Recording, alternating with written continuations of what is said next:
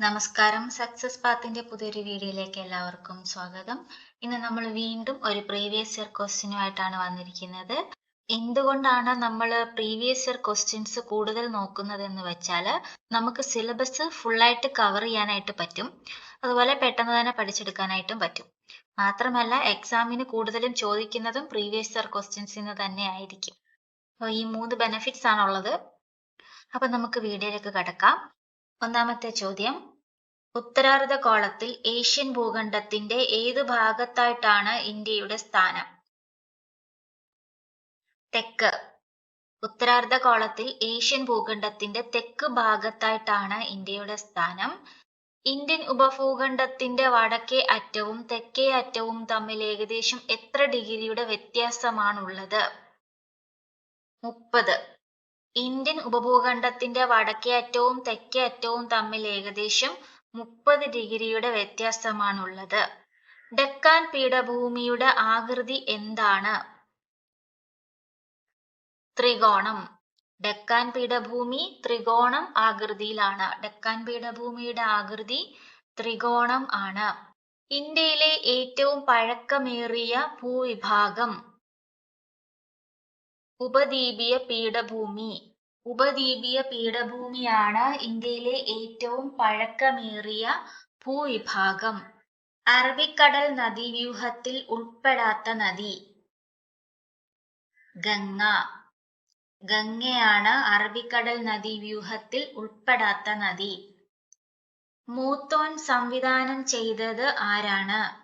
മൂത്തോൻ സംവിധാനം ചെയ്തത് ഗീതു മോഹൻദാസ്. ഗീതു മോഹൻദാസ് ആണ് മൂത്തോൻ എന്ന ചിത്രം സംവിധാനം ചെയ്തത്. 2020 ന്യൂയോർക്ക് ഇന്ത്യൻ ഫിലിം ഫെസ്റ്റിവലിൽ മികച്ച നടനായി തിരഞ്ഞെടുക്കപ്പെട്ടത്? നിവിൻ പോളി. നിവിൻ പോളിയാണ് 2020 ന്യൂയോർക്ക് ഇന്ത്യൻ ഫിലിം ഫെസ്റ്റിവലിൽ മികച്ച നടനായി തിരഞ്ഞെടുക്കപ്പെട്ടത്. 2020 ഒക്ടോബർ 15 അന്തരിച്ച പ്രശസ്ത കവിയും 2019 ജ്ഞാനപീഠ പുരസ്കാര ജേതാവുമായ വ്യക്തി? അക്കിത്തം അച്യുതൻ നമ്പൂതിരി. അക്കിത്തം അച്യുതൻ നമ്പൂതിരിയാണ് 2020 ഒക്ടോബർ 15 അന്തരിച്ച പ്രശസ്ത കവിയും 2019 ജ്ഞാനപീഠ പുരസ്കാര ജേതാവുമായ വ്യക്തി. ഏഴാച്ചേരി രാമചന്ദ്രന് വയലാർ അവാർഡ് നേടിക്കൊടുത്ത കവിതാ സമാഹാരം? ഒരു വെർജീനിയൻ വെയിൽക്കാലം. ഒരു വെർജീനിയൻ വെയിൽക്കാലമാണ് ഏഴാച്ചേരി രാമചന്ദ്രന് വയലാർ അവാർഡ് നേടിക്കൊടുത്ത കവിതാ സമാഹാരം. നേപ്പാളിലെ ഓൾഡ് മോങ്ക് രാജ്യാന്തര ചലച്ചിത്രമേളയിൽ മികച്ച ചിത്രം, മികച്ച സംവിധാനം എന്നീ പുരസ്കാരങ്ങൾ നേടിയ മലയാള സിനിമ? ജലസമാധി. നേപ്പാളിലെ ഓൾഡ് മോങ്ക് രാജ്യാന്തര ചലച്ചിത്രമേളയിൽ മികച്ച ചിത്രം, മികച്ച സംവിധാനം എന്നീ പുരസ്കാരങ്ങൾ നേടിയ മലയാള സിനിമയാണ് ജലസമാധി. സിന്ധു നദി പാകിസ്ഥാനിലേക്ക് പ്രവേശിക്കുന്ന ഭാഗം? ചില്ലാർ. ചില്ലാറാണ് സിന്ധു നദി പാകിസ്ഥാനിലേക്ക് പ്രവേശിക്കുന്ന ഭാഗം. ഇടിമിന്നലോടുകൂടി സാധാരണയായി ഉച്ചയ്ക്ക് ശേഷം പെയ്യുന്ന മഴ ഏതു പേരിൽ അറിയപ്പെടുന്നു? ഉച്ചലിത വൃഷ്ടി. ഇടിമിന്നലോടുകൂടി സാധാരണയായി ഉച്ചയ്ക്ക് ശേഷം പെയ്യുന്ന മഴയാണ് ഉച്ചലിത വൃഷ്ടി എന്നറിയപ്പെടുന്നത്. ഉത്തരേന്ത്യൻ സമതലത്തിൽ മെയ് ജൂൺ മാസങ്ങളിൽ വീശുന്ന വരണ്ട ഉഷ്ണക്കാറ്റ്? ലൂ. ഉത്തരേന്ത്യൻ സമതലങ്ങളിൽ മെയ് ജൂൺ മാസങ്ങളിൽ വീശുന്ന വരണ്ട ഉഷ്ണക്കാറ്റാണ് ലൂ. ജിം കോർബറ്റ് ദേശീയ ഉദ്യാനം ഏതു സംസ്ഥാനത്താണ്?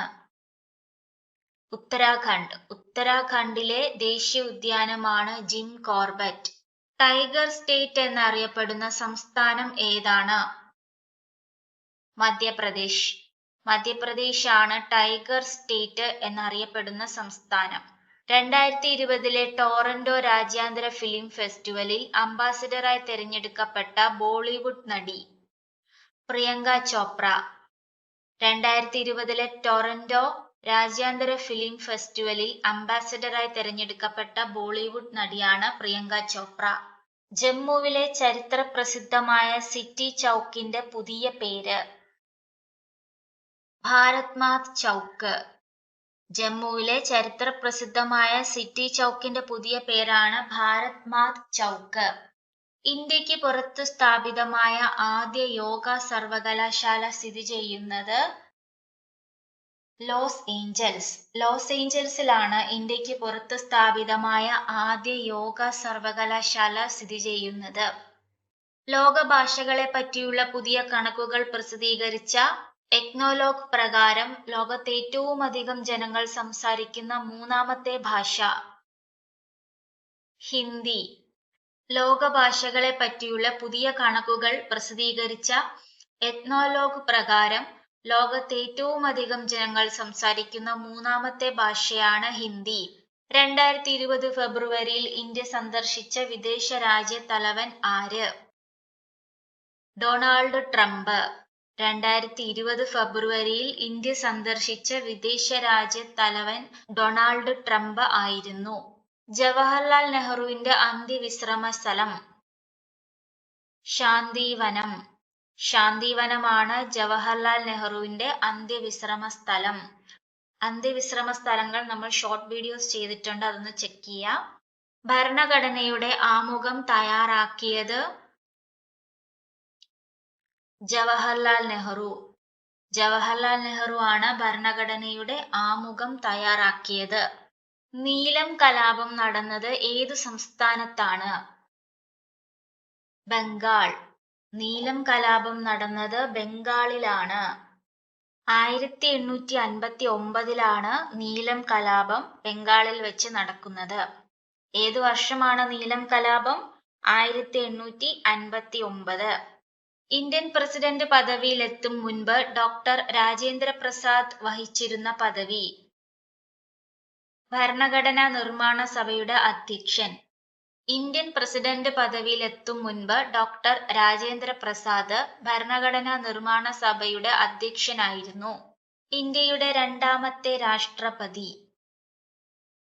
Doctor S Radhakrishnan. Doctor S രാധാകൃഷ്ണനാണ് ഇന്ത്യയുടെ രണ്ടാമത്തെ രാഷ്ട്രപതി. ദേശീയ മനുഷ്യാവകാശ കമ്മീഷണറെയും മെമ്പർമാരെയും സ്ഥാനത്തുനിന്ന് നീക്കം ചെയ്യാൻ അധികാരമുള്ളത് ആർക്ക്?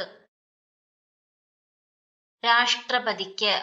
ദേശീയ മനുഷ്യാവകാശ കമ്മീഷണറെയും മെമ്പർമാരെയും സ്ഥാനത്തു നിന്നും നീക്കം ചെയ്യാൻ അധികാരമുള്ളത് രാഷ്ട്രപതിക്കാണ്. ദേശീയ മനുഷ്യാവകാശ കമ്മീഷന്റെ ആസ്ഥാനം ന്യൂഡൽഹി.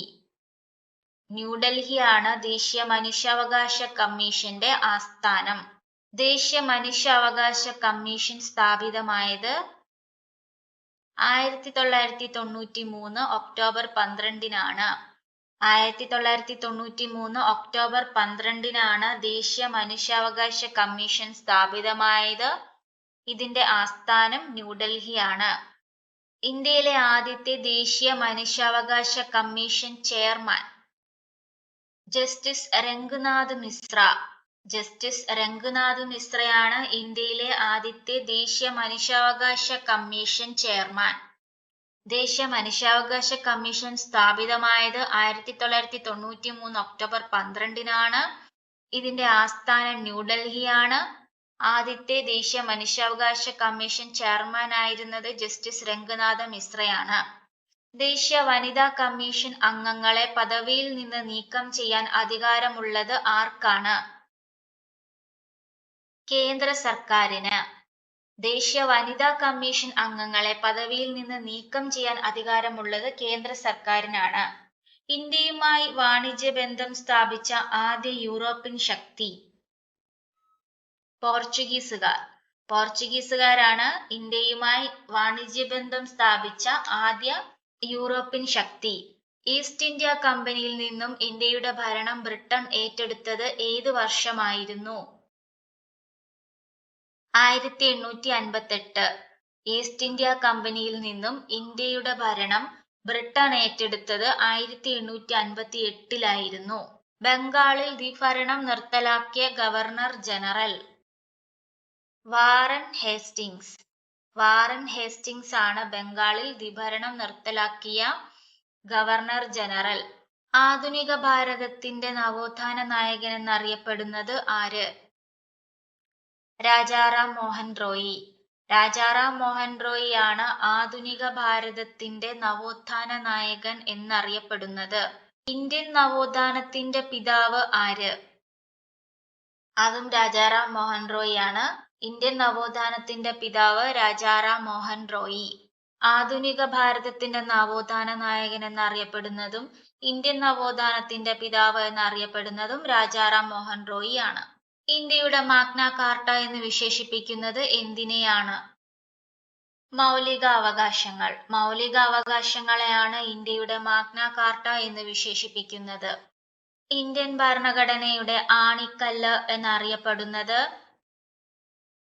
മൗലികാവകാശങ്ങളാണ്. ഇന്ത്യൻ ഭരണഘടനയുടെ ആണിക്കല്ല് എന്നറിയപ്പെടുന്നതും മൗലികാവകാശങ്ങളാണ്. ഇന്ത്യയുടെ മാഗ്ന കാർട്ട എന്നും ഇന്ത്യൻ ഭരണഘടനയുടെ ആണിക്കല്ല് എന്നും അറിയപ്പെടുന്നത് മൗലികാവകാശങ്ങളാണ്. സമ്മതിദാന അവകാശം വിനിയോഗിക്കൽ ഭരണഘടന അനുസരിച്ച് ഡാഷ് ആണ്. സമ്മതിദാന അവകാശം വിനിയോഗിക്കൽ ഭരണഘടന അനുസരിച്ച് മൗലികാവകാശമോ മൗലിക സ്വാതന്ത്ര്യമോ നിയമം മൂലം നിർബന്ധിതമായ കടമയോ അല്ല. മതം, വർഗം, ജാതി, ലിംഗം, ജന്മസ്ഥലം എന്നിവയുടെ അടിസ്ഥാനത്തിൽ ഒരു പൗരനോടും വിവേചനം പാടില്ല എന്ന് അനുശാസിക്കുന്ന ഭരണഘടനാ വകുപ്പ്. അനുച്ഛേദം 15. മതം, വർഗം, ജാതി, ലിംഗം, ജന്മസ്ഥലം എന്നിവയുടെ അടിസ്ഥാനത്തിൽ ഒരു പൗരനോടും വിവേചനം പാടില്ല എന്ന് അനുശാസിക്കുന്ന ഭരണഘടനാ വകുപ്പാണ് അനുച്ഛേദം 15. പൗരന്മാരുടെ മൗലികാവകാശങ്ങളുടെ മേൽ ആവശ്യമായ നിയന്ത്രണങ്ങൾ ഏർപ്പെടുത്താനുള്ള അധികാരം ആർക്കാണ്? പാർലമെന്റ്. പാർലമെന്റിനാണ് പൗരന്മാരുടെ മൗലിക അവകാശങ്ങളുടെ മേൽ ആവശ്യമായ നിയന്ത്രണങ്ങൾ ഏർപ്പെടുത്താനുള്ള അധികാരം. നമ്മൾ ഇന്ന് 40 ക്വസ്റ്റ്യൻസ് നോക്കിയിട്ടുണ്ട്. ഇതിൽ എത്ര ക്വസ്റ്റ്യൻസിന്റെ ആൻസർ നിങ്ങൾക്ക് അറിയാമായിരുന്നു എന്നുള്ളതൊന്ന് കമന്റ് ചെയ്യുക. അതുപോലെ വീഡിയോ ഇഷ്ടപ്പെട്ടാൽ ലൈക്ക് ചെയ്യുക, ഷെയർ ചെയ്യുക, സബ്സ്ക്രൈബ് ചെയ്യുക. അടുത്ത വീഡിയോയുമായിട്ട് നാളെ കാണാം. ബൈ.